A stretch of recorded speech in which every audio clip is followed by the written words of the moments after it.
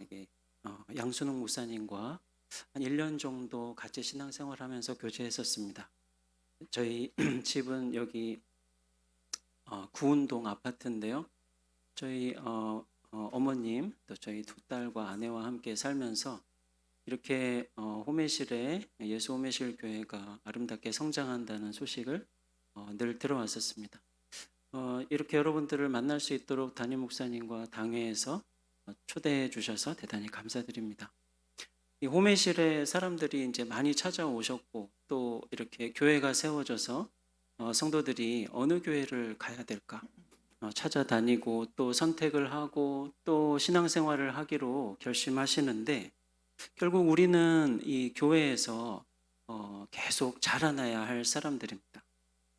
왜 자라야 되는가? 아니 예수님 믿고 구원받으면 충분하지 않는가? 교회에 가서 뭘 자꾸 배워야 된다고 하고 또 배우려고 하니까 뭐 하던 걸 안 하고 시간을 내야 되고 또 때로는 뭐 계획을 세워서 다른 일을 하고 싶은데 못 하게 되고 이 예수님과 우리는 이 성장하는 게 닮아 있습니다. 예수님과 우리는 또 출생도 닮아 있습니다. 그럼 우리가 예수님을 처음부터 그렇게 닮은 게 아니고 예수님께서 우리들을 당신처럼 태어나기도 하고 또 자라게 하려고 일부러 당신을 낮추신 결과입니다. 우리는 예수님이 태어난 것처럼 태어났는데 예수님 어떻게 태어나셨습니까? 마리아가 처녀인데 자기가 아기를 낳는다고 하니까 이해가 되지 않았죠? 그래서 천사한테 물었지 않습니까? 어떻게 그렇습니까? 남자를 나는 모르는데 어떻게 아기를 낳나요? 그래서 가브리엘 천사가 뭐라 그랬죠? 성령이 너의 위에 임하시면 가장 높으신 분의 능력이 당신을 덮을 것입니다. 그러면서 이 남자를 몰라도 성령이 아기를 낳을 수 있게 해주신다. 그렇게 말씀하셨죠. 그래서 예수님이 태어나셨습니다. 근데 이제 우리 하나님의 자녀들도 남자와 여자의 관계로 태어나지 않습니다. 그래서 요한복음 1장 13절에 말씀하기를 하나님의 자녀들은 피에서 태어나지도 않고 남자의 그러니까 육체의 의지에서 태어나지도 않고 남자의 의지에서도 태어나지 않는다. 그러니까 피나 남자의 의지, 육체의 의지 이런 것들은 이 남자와 여자가 결혼해서 자연스럽게 아기를 낳으려고 하는 그런 의지 말이죠. 그렇게 태어나지 않고 하나님에게서 태어난다. 그렇게 말씀했습니다. 예수님도 처녀 마리아에게서 태어나실 때 남자의 의지로 태어난 게 아니죠. 우리 예수 믿는 하나님의 자녀들도 어머니 아버지가 결혼해서 부부가 되셔서 태어나는 몸은 있지만 하나님의 자녀는 그렇게 결혼해서 누가 아이를 낳는다고 그냥 되는 게 아니고 하나님이 직접 낳으셔서 남자의 의지와 관계없이 낳으셔서 그렇게 됩니다. 그래서 베드로는 그런 우리 하나님의 자녀들은 다시 태어난 사람이다. 중생한 사람이다. 처음에 부모가 낳은 몸 말고 새로 태어난 다른 사람들이라고 했고요. 야고보는 하나님이 진리로 우리들을 낳으셨다고 하면서 성도들은 하나님의 말씀으로 태어나는 특별한 사람들이라고 합니다. 이런 우리들이 예수님처럼 성장도 해야 됩니다. 성장. 그래서 하나님은 우리들을 구원하시기 위해서 하나님의 아들을 보내셨는데 그 아들은 히브리서 우리가 읽은 말씀 조금 앞에 보면은 5장에 보면 고난을 받으심으로 순종을 배워서 성장하셨다고 합니다. 고난을 받으신 것은 십자가에 죽으신 일이죠. 근데 왜 십자가에 죽으셨느냐? 순종을 배우시기 위해서였다고 합니다. 근데 왜 순종을 배웠느냐? 그래서 완전해지시기 위해서였다고 합니다. 이제 완전해졌다, 온전해졌다 하는 말은 성장한다, 장성한다는 말과 같은 뜻입니다. 그러니까 우리 그리스도인들은 예수님께서 이 죽는 것을 무서워하지 않게 해주시려고 십자가에서 죽으시고 하나님께 순종하셔서 그 순종을 쉽게 하실 수 없어서 통곡도 하고 부르짖고 죽음에서 구원해 달라고 하시면서 드디어 순종을 해내셔서 완전해지셨다, 장성하셨다고 합니다.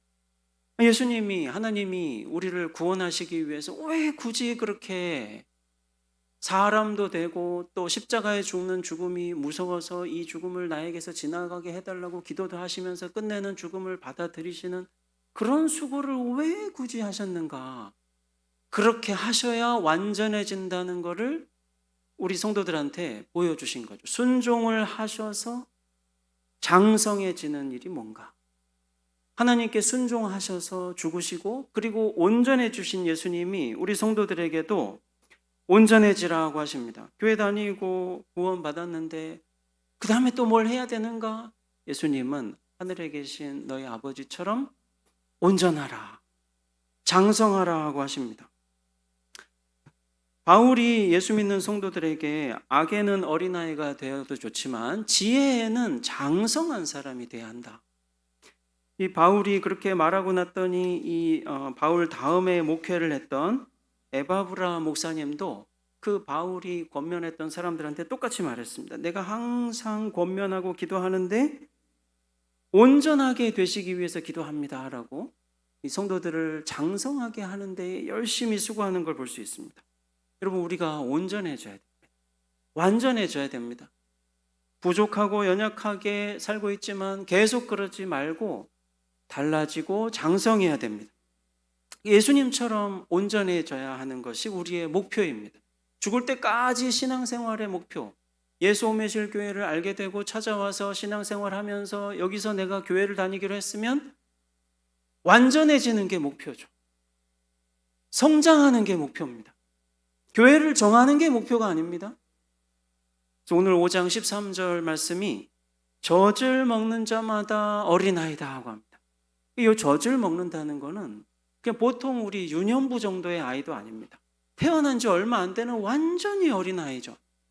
근데 이 젖을 먹는 사람들은 하나님 말씀의 초보, 기초를 이제 들어서 믿은 사람들입니다. 그래서 하나님의 자녀들은 아까 진리의 말씀이 태어나게 한다. 그래서 하나님 말씀을 듣고 처음에는 그런가 하다가 갑자기 그 말씀이 믿어지고 마음이 뜨거워지고 그 말씀대로 생각하는 사람이 됩니다. 태어난 거죠. 근데 그런 다음에도 그 순수한 말씀의 젖을 사모합니다. 그래서 베드로는 순수한 말씀의 젖을 통해서 구원에 이르도록 자라야 한다. 그래서 젖을 계속 먹어야 성장하고 결국 어떻게 되냐면 구원한다. 구원에 이른다고 합니다. 구원을 완성한다고 합니다. 여러분들은 무엇을 먹고 계신가요? 혹시 여러분들이 먹는 것은 아직도 젖이 아닐까요? 내 나이가 40대일 수도 있고 60대일 수도 있는데 근데 하나님이 낳은 자녀는 시간이 지나도 계속 젖을 먹는 신생아 같을 수 있는 거죠. 내 몸은 벌써 죽을 때가 다가온 것처럼 은퇴도 하고 이 교회에 가서 이제 뭐 할 일이 없나 뭔가 일을 해야 되는데 싶은데 내 속에 어린아이가 응애 하고 있다면 내가 해야 될 일은 성장하는 거, 자라나는 거죠. 제가 아주 오래전에 저희 둘째 딸을 데리고 소아치과에 간 적이 있습니다. 저희 둘째가 태어날 때 좀 아파가지고 저희 딸을 데리고 이제 저 혼자 아빠라서 아내는 다른 일이 있고 그 치과에 갔는데 부모들이 다 아기들을 데리고 그 치과에 왔어요. 저희 딸처럼 다 치료가 필요한 아이들이었죠. 근데 어떤 한 어머니가 휠체어에 저희 딸보다 나이가 많은 소녀를 이렇게 태우고 들어오신 거예요. 그래서 그 모습만 딱 봤는데도 벌써 제가 뭘 알겠는 거예요. 제가 마음이 아프고. 그 어머니는 또 얼마나 아프시겠어요. 본인의 딸이 이렇게 휠체어에 앉아서 본인이 데리고 치료를 받으러 가야 하는 그런 딸이라는 것이 얼마나 안타까우셨겠습니까? 하나님이 우리를 낳으셨다는 것은 우리가 잘 자라기를 너무나 바라신다는 뜻입니다. 아프면 안 돼요. 시간이 많이 지났는데 계속 어린애로 있으면 슬픕니다. 그래서 12절을 보면은 때가 오래되었는데 라고 하죠. 예수 믿은 시간이 오래됐다는 거예요. 그래서 이 호메실 같은 동네는 내가 호메실에 이사 왔더니 갑자기 예수 믿고 싶어지네, 교회가 어디 있나, 이런 분도 계시겠지만 대체로 이 개발되는 곳에 이제 잘 이사를 오셔서 멀리 다시 옛 교회를 가시기보다는 새로 교회를 찾아서 신앙생활을 계속 하시려는 분들이 대부분일 겁니다. 예수 믿은 지가 대체로 오래되신 분들이죠. 20년, 30년, 제가 50세가 넘었는데 저도 그렇게 수십 년이 지났죠. 여기 계신 분들도 대부분이 한 30년 이상 신앙생활 하셨을 것 같습니다. 때가 오래된 거예요. 때가 오래됐으면 뭐라고 말하냐면은 당연히 선생이 돼야 된다 그럽니다. 그러니까 예수를 믿은 지 시간이 오래되면 성장을 하는 게 당연하다. 성장이 뭐냐면 다른 사람이 성장할 수 있게 이제는 도와주는 사람이 되는 게 당연하다. 내가 어디 교회에 가서 신앙생활을 계속하지도 교회를 찾는 이유겠지만 내가 어느 교회에 가서 이제 누군가가 신앙생활을 할 수 있도록 돕지라고 생각하는 게 오히려 당연한 거죠. 혹시 여러분들은 그런 마음으로 교회에 오셨습니까? 제가 무슨 누구를 가르치겠습니까? 저 한 사람 신앙생활 하는 것도 힘든데요. 근데 충분한 시간이 지나도 이 젖이 필요한 이유가 있는데 젖을 계속 먹으면 시간이 아무리 지나도 사람이 자라지 않는답니다. 그래서 그 사람은 시간이 오래되면 뭔가 가르치는 사람이 되는 게 당연한데 어떻게 되냐면 거꾸로 사람이 시간이 오래 지났는데 어린아이가 되는 거죠. 시간이 오래 지나면 우리 몸은 키도 자라고 점점 늙게 되잖아요. 근데 그게 너무 당연한데 근데 우리 속에 있는 하나님의 자녀는 시간이 오래 지나도록 젖만 먹으면 점점점 결과가 뭐냐면 어린이가 젖먹이가 된답니다. 그래서 시간이 오래 지났는데 젖먹이가 됐다. 젖먹이다 하고 하지 않고 젖을 먹어서 그 먹은 결과 젖먹이가 됐다고요. 됐어요. 교회 다니는 목표가 젖먹는 어린이가 되는 건 아니지 않습니까? 근데 젖을 먹어서 그렇다는 겁니다. 그래서 왜 당연히 성장을 못하고 젖이 되는가? 그래서 저는 오늘 우리 성도들과 목회자가 할 일과 성도가 할 일을 말씀드리고 싶습니다. 그래서 목회자는 어떤 일을 해야 되냐면 하나님의 자녀들에게 젖을 떼버리는 일을 해야 됩니다.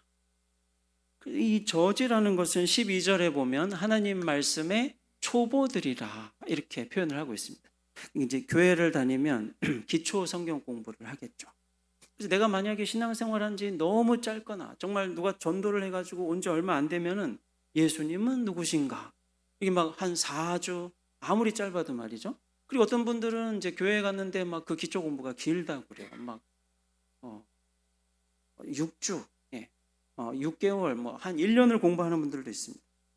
예수 믿는 사람들에게 이 그리스도에 대해서 가르쳐주는 말씀을 젖이라고 했는데 이 그리스도를 가르쳐주는 기초 말씀들을 여기 보니까 초대교회에서는 6가지로 가르쳤던 것을 알 수 있습니다. 그래서 이제 죽은 행실들을 회개함, 교리 같은 용어죠. 평범한 때 쓰는 말이 아니라 그때 가르치는 주제였던 거예요. 이번 주 주제는 죽은 행실들을 회개함입니다 라고 막 가르쳤던 거예요. 죽은 행실은 뭐냐면 예수를 믿었으면 사람이 죽은 게 아니라 살아있겠죠. 예수를 믿은 살아있는 사람이 어떤 행동을 하는데 그 행동이 죽은 행동은 아니겠죠. 그러니까 예수를 안 믿는 사람처럼 하는 행동이 죽은 행실인 겁니다. 예수를 안 믿으니 생명이 없고 그 생명은 없는데도 공부도 하고 취직도 하고 돈도 벌겠죠. 그렇게 하기 위해서 무슨 투자도 하고 애들을 위해서 뭐가 필요한 게 없나 막 부지런히 쓰고 하겠죠. 죽은 행실 때. 예수를 안 믿는 사람은 죽어있기 때문에 자기가 뭘 생각하고 판단해서 제일 좋은 걸 한다고 그래도 어차피 다 자기 육체의 소욕대로 허망하게 자기를 사로잡은 이 공중권세 잡은 자가 품게 하는 목적대로 살아갈 뿐인 죽은 행실들을 합니다. 그런 일을 하지 말자라고 회개하는 일을 제일 처음에 배운대요. 하나님의 선한 뜻이 무엇인가 알고 그것을 따르려고 수고하는 그런 행실들을 처음에 배운답니다. 창조주 하나님을 향한 믿음.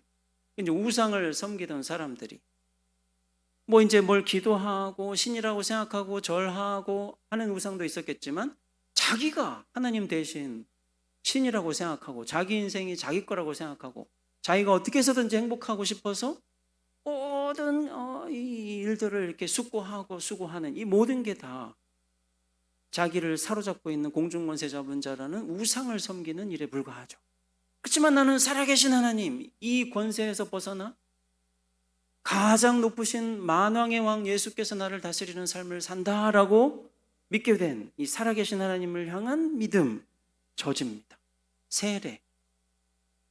이제 예수 믿으면 이제 세례 받죠? 성경에 보면은 예수와 함께 죽고 예수와 함께 사는 것을 세례라고 합니다. 내가 언제 죽었지? 또 내가 언제 죽었다가 살아났지? 그래서 예수와 함께 죽은 것은 우리가 지금 살고 있는 시점에서는 2000년이나 지난 그 골고다에서 예수께서 죽으신 그 시간에 우리가 죽었다는 거예요. 아니, 나는 지금 태어난 데가 1900 몇 년이고 예수님이 죽으신 것은 2000 몇 년 전이라는데 어떻게 내가 그때 이 2000년의 간격과 예수님과 함께 죽었단 말인가? 그래서 어떤 사람들에게는 이 저지 머리로 많이 들었긴 한데 나는 예수님하고 죽었어요, 예수님하고 살았어요, 말은 많이 하는데 먹은 것 같지 않은 젖도 있죠. 안수, 성경에 보면은 안수를 했더니 막 성령을 받고 그렇습니다. 복음을 전하는 사람의 권세가 있고 또 그 사람을 통해 하나님의 말씀을 듣고 믿은 사람들이 있을 때 하나님이 일하시는 사건이 있어요. 안수. 죽은 사람들이 부활할 겁니다. 우리는 죽는 게 무섭지 않습니다. 부활할 거고 또 부활하면 하나님의 심판을 받게 되겠죠. 자, 그런데 여러분, 뭔가 교회에서 반복적으로 여러 번 들었던 것 같지 않습니까? 지금 말씀드린 저지라고 하는, 예수 믿은 지 얼마 안 되면 그거밖에는 먹을 수도 없고 또 그거를 빨리 먹고 소화해야 그 다음 것을 먹을 수 있으니 우선적으로 믿어야 한다고 하는 이 6가지 가르침을 저지라고 하는데, 왠지 우리들은 이 젖을 여러 번 다시 듣고 그러니까 또 먹고 다시 또 먹고 했던 것 같지 않습니까?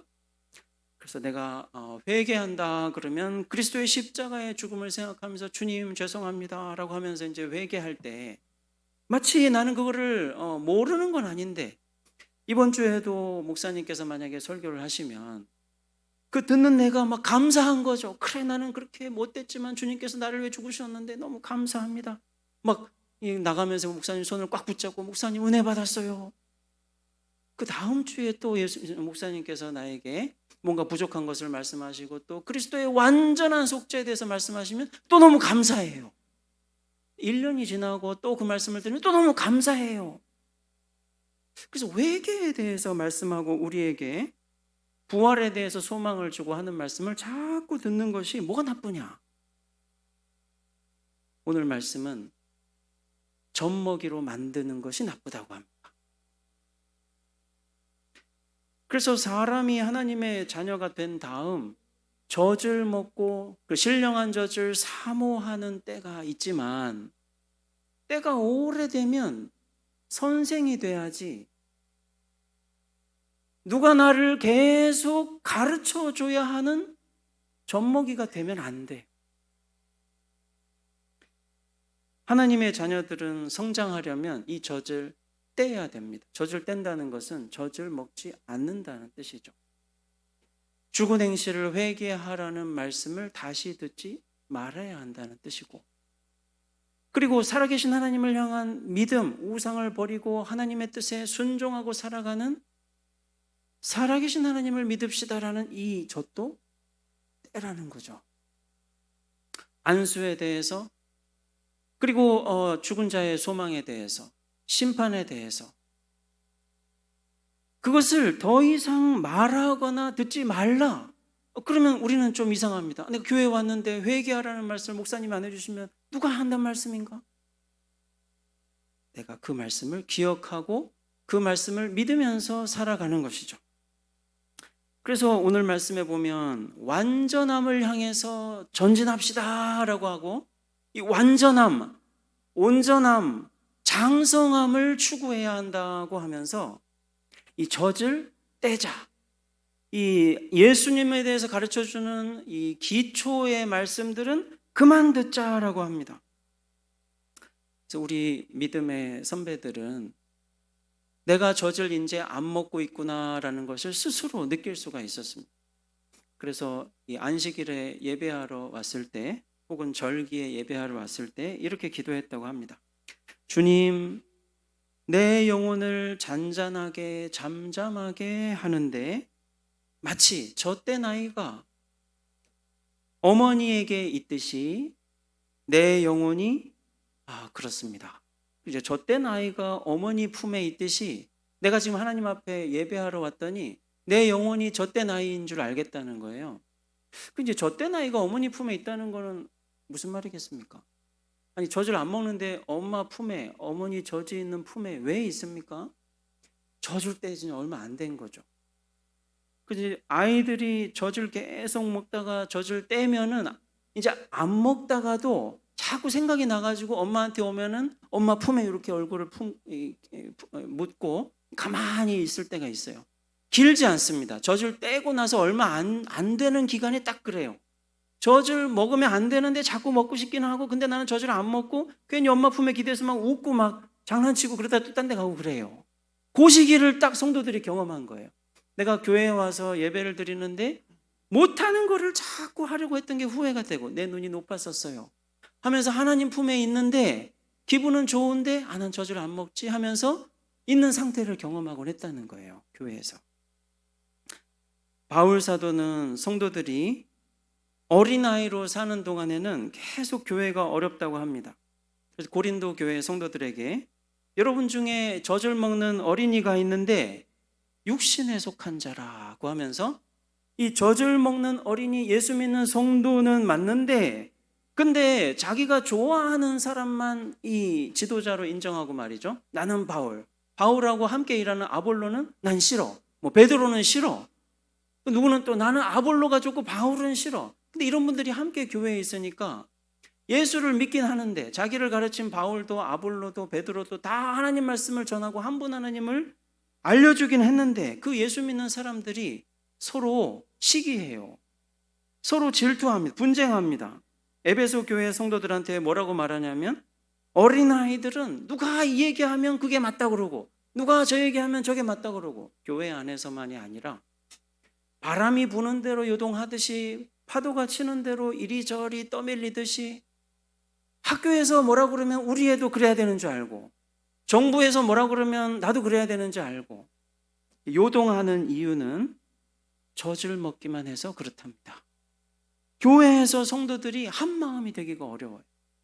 분쟁하지 않는 것만도 너무 감사하다. 그래서 교회 가면 사람들이 말을 안 해. 조금 말하다가 실수할까 봐. 새로 어디 교회 가면은 저분들은 어느 교회에서 오셨대 하면서 그분들끼리는 서로 잘 지내는 것 같은데 또 나는 또 우리 교회에서 함께 찾아온 성도들하고 뭐 마을도 되고 서로 잘 지내지만 한 5년 지나도 누가 어떤지 몰라요. 교회에서. 나도 그게 문제라고 생각하지만 뭐 내가 전에 교회 다니면서 사람들하고 얘기도 하고 어떻게 좀 잘 지내보려고 했더니 괜히 무슨 말 하다가 속상한 일 생겨가지고 교회 다니다가 힘든 기억이 있어서 그런지 한 믿음과 한 소망으로 점점점 성장해서 그런 어떤 오해나 수고가 있더라도 예수님처럼 자라기 위한 소망을 가지고 애를 쓰기보다는 말없이 가만히 앉아있다가 교회 갔다 오는 거를 다행이라고 생각해요. 그래서 교회 가면 성도들이 유치해집니다. 관계가 너무 종이장처럼 얇아요. 무슨 말 한마디 듣고 막 생각하고 이 사람이 어떤 사람인가. 목사님이 나를 위해서 일주일 동안 기도하고 간절히 그분이 성장하기를 바라는 마음으로 준비해서 말씀을 전하는데 목사님이 하나님 말씀을 전하신다고 하면서 듣고 하나님이 나에게 말씀하는 대로 생각이 달라지고 고쳐야 되는데 목사님이 왜 나한테 이래라 저래라 간섭하나? 사람의 말로 들리는 무언가 사람과 사람 사이에 이 관계가 말이죠. 하나님의 말씀이 묶어주고 연합하게 해서 사람이 아무리 많아져도 딱 한 사람이 되어서 점점 자라나는 이 교회의 건축이 되지가 않아요. 왜 그런가? 내가 하나님의 말씀을 믿었던 것을 또 믿고 또 믿고 또 믿으면서 자라지 않고 오히려 쪼그라드는 젖먹이가 되는 일 때문에 그래요. 내가 들은 말씀을 말씀하면 은혜 받았습니다 목사님. 아는 말씀을 잊어버리고 있다가 오늘 말씀하면 이번 주 말씀하고 다음 주 말씀하고 또 한 달 있다 말씀해도 생각날 때마다 감사하고 은혜 받았는데 그때마다 나는 젖먹이가 되는 거죠. 그래서 하나님은 자녀들을 처음에는 젖을 먹이시다가 때가 되면은 단단한 음식으로 바꾸시는 결정을 합니다. 그 자녀들은 성장을 해야 되기 때문이죠. 그래서 우리 어머님들이 자기 아기 젖을 떼실 때 어떻게 했나 기억해 보십시오. 얘가 이제 이빨이 조금씩 나는데 젖을 막 깨문단 말이죠. 그 전에 벌써 이유식을 줘야 돼요. 그래서 뭐 쌀죽도 쓰고 야채도 갈아서 막 주고 그러는데 애들이 입에 넣어주면 넣자마자 막 뱉어내고 막 울고 난리가 나죠, 처음에는.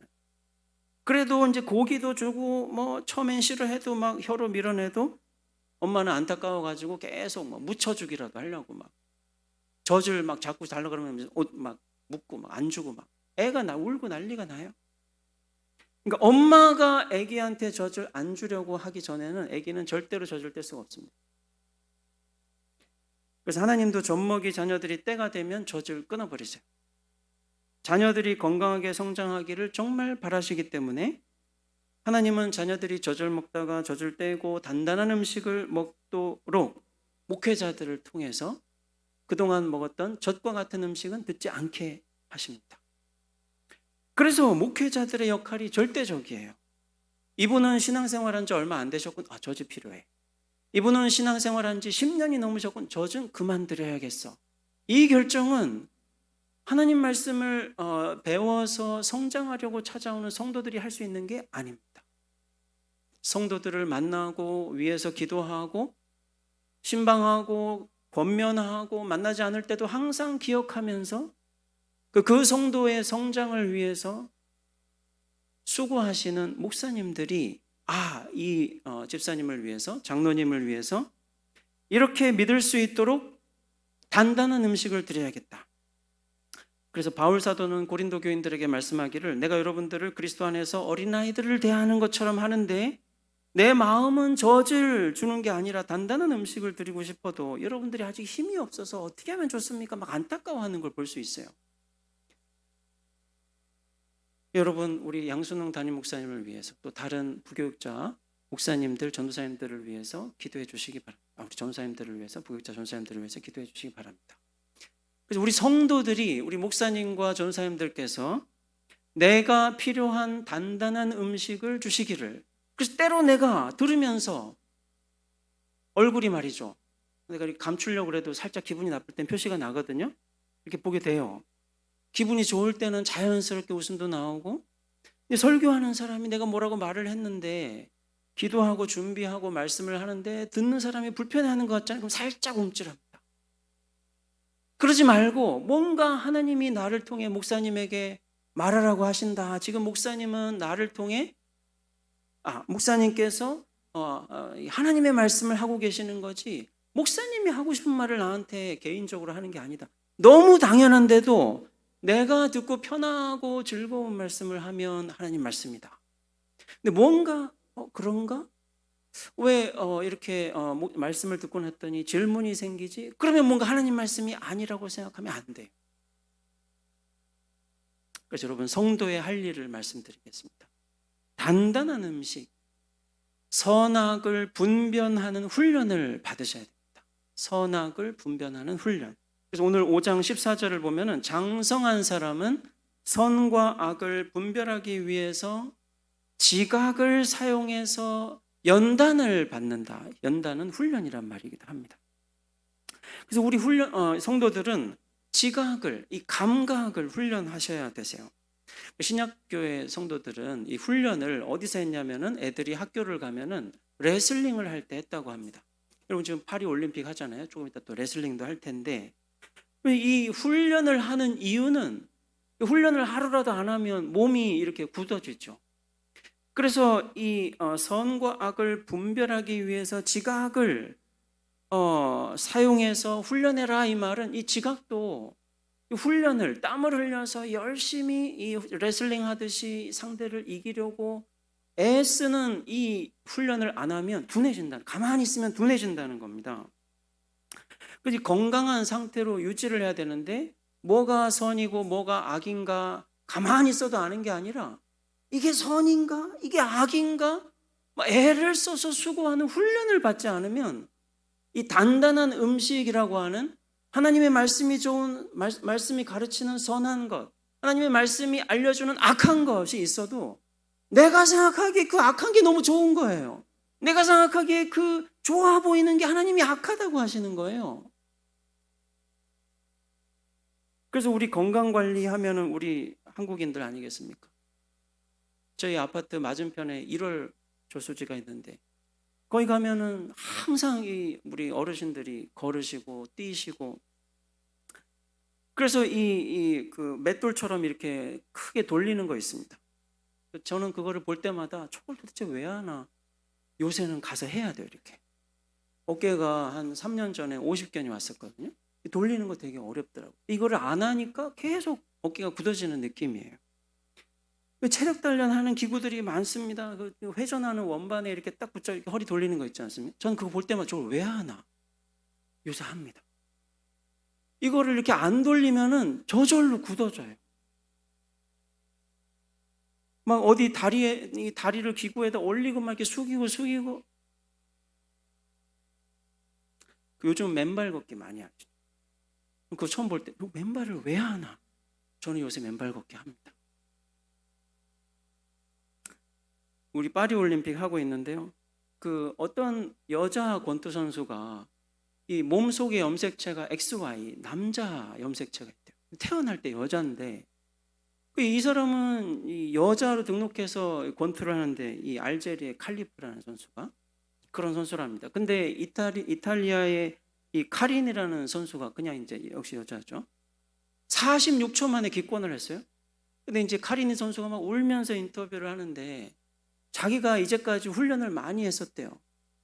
훈련이라는 게 뭐겠습니까? 권투 선수면은 막 때릴 때 처음에 훈련할 땐 당연히 아프죠. 근데 자꾸 훈련을 하니까 몇 대 맞아봤는데 좀 아프던 게 자꾸 아픈 게 자꾸 이게 맞다 보니까 조금 덜 아프고 막 세게 때리고 막 KO 시키려고 막 하는 것도 훈련하다 보니까 어느 정도 세게 맞아도 견딜만 하고 이게 훈련이었던 거예요. 근데 이 칼리프 그 XY 염색체를 가진 뭐라고 불러야 될지 모르겠습니다. 하여튼 여성이래요. 성전하는 사람 아니랍니다. 근데 이 선수가 막 딱 때렸는데 46초 만에 2대 딱 맞고 지금까지 맞아보지 못한 통증이 느껴져가지고 바로 기권을 했대요. 막 울면서 얘기하는 거면 난 그거 맞았으면 죽을 것 같다는 거예요. 죽을 것 같았답니다.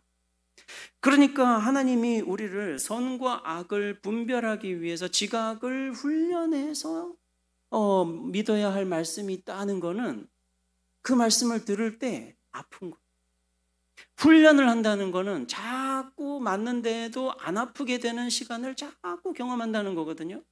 교회에 왔는데 하나님이 나에게 말씀해 주셔서 힘을 얻고 싶은데 목사님께서 뭔가 나를 위로해 주기도 하고 또 권면하시면서 힘을 주기도 하셨는데 근데 설교 마지막에 갔더니 뭘 맞은 것 같아요. 집에 갔는데 자꾸 뭐가 생각이 나고 뜨끔뜨끔하고 기분이 나쁘단 말이죠. 그때 뭘 해야 됩니까?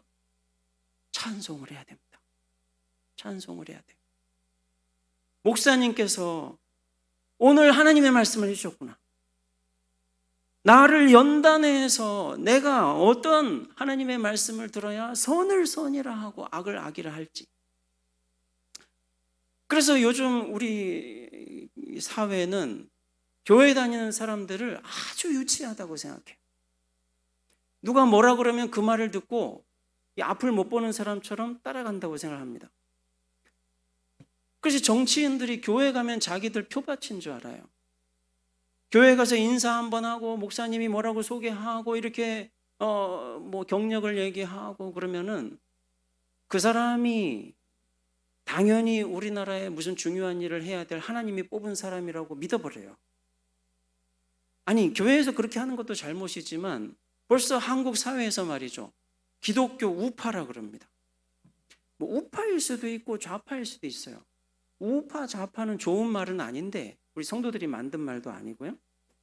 우리는 그리스도가 우리를 다스리시는 유일한 통치자라는 것을 믿고 있습니다. 그 말은 그리스도가 가르치고 그리스도가 요구하는 대로만 받아들이고 생각하고 세상을 이해한다는 말이죠. 근데 마치 그리스도가 없는 것처럼 그리스도의 가르침을 받으면 그리스도의 가르침대로만 생각하는 사람이 그리스도인이 아니라고 하는 것처럼 무슨 말도 안 되는 구호 같은 걸 교회에 와서 외치면 저 사람 뽑아줘요, 저 사람 맞아요. 정치에 대해서 말씀드리는 게 아니고요.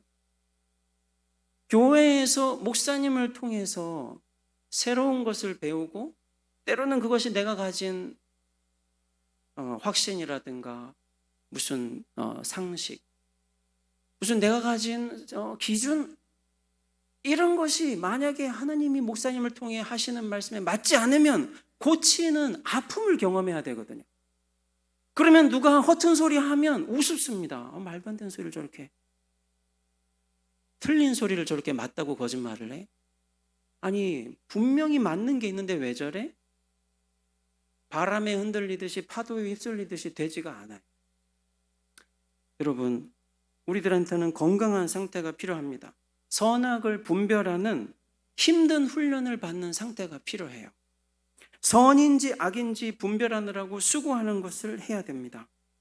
그래서 여러분, 우리 담임 목사님을 위해서 기도해 주시고, 또 내가 교회에 와서 예배를 드릴 때 하나님, 저는 우상을 버리고 살아계신 하나님을 믿는 믿음을 가진 하나님의 자녀이오니 오늘 목사님을 통해서 제가 더 자라날 수 있게 해주시옵소서.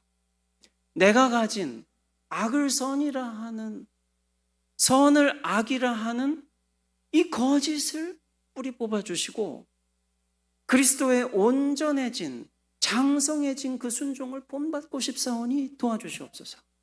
그리스도께서 순종하셔서 완전해지셨듯이 저를 완전하게 해주시옵소서. 교회 다니면서 성장하지 않으면 괜찮은가? 안 괜찮습니다. 오늘 우리가 읽은 이 말씀 바로 다음에 보면 자꾸 젖을 먹는 성도들이 늘 젖만 먹으니까 어려움이 올 때 배반을 한다는 거예요. 그래서 하늘에서 비가 내리고 비가 내려서 땅에서 열매가 맺는 게 당연한데 오히려 그 열매가 아니라 엉겅퀴와 가시를 내고 그래서 농부가 다 뽑아버리듯이 하나님의 말씀을 듣고 자라서 열매를 맺는 게 당연한데 오히려 사람이 계속 어린아이로 있는 동안 어떤 때 유혹을 받아서 타락하는 사람이 있답니다. 그러니까 성장하지 않으면 그냥 나는 부족하지만 그래도 예수 믿고 구원받는 걸로 잘 끝나는 게 아니라 타락한 자가 돼서 다시 새롭게 회개하게 할 수 없는 완전한 멸망에 이를 위험이 있다는 거예요. 그러니까 교회에 와서 구원을 완성하려면은 계속 배우고 잘하는 일을 멈추면 안 됩니다. 여러분들은 양순홍 담임 목사님을 통해서 이슬과 같은 하나님의 말씀을 마시고 자라나시기 바랍니다. 크고 아름다운 숲이 되시기 바랍니다. 벌써 7주년을 바라보고 계시는 이 예수홈의실교회, 처음에 개척하실 때에 비교한다면 150여 분이나 되는 성도들이 찾아오셨고, 또 우리 한국교회에 점점 사라지고 있는 이 주일학교 어린이들, 우리 후세대 어린이들도 얼마나 많습니까? 이 홈의실에 이주하시는 분도 있고 또 교회를 한번 와도 또 옮기고 또 옮기는 많은 분들이 있다고 하는데, 하나님은 우리 홈의실, 예수 홈의실 교회를 건강하게 자라나서 멀리까지 향기를 내는 숲으로 만드시기를 바랍니다. 그럴 수 있도록 목사님을 통해 하나님의 말씀을 하늘의 비처럼 내려주시기를 바랍니다. 여러분들이 자라나서 누군가가 나도 저 숲에 가서 살고 싶다 소망하게 만드는 아름답고 향기로운 예수 홈의실 교회 숲이 되시기를 주님의 이름으로 축복합니다. 기도하겠습니다.